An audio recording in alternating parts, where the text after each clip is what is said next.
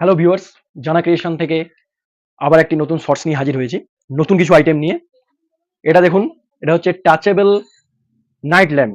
টাচেবল night lamp দু ধরনের, দেখতেই পাচ্ছেন দু ধরনের আছে, যেটা একদম নতুন অ্যারাইভাল। সেক্ষেত্রে এই দুটো টোটালি নতুন আইটেম। এটা জাস্ট দেখুন, টাচ করবেন জ্বলবে এবং টাচ করবেন চেঞ্জ হবে। এর সঙ্গে একটি রিমোটও দেওয়া থাকে, রিমোটের থেকেও আপনি চেঞ্জ করতে পারবেন।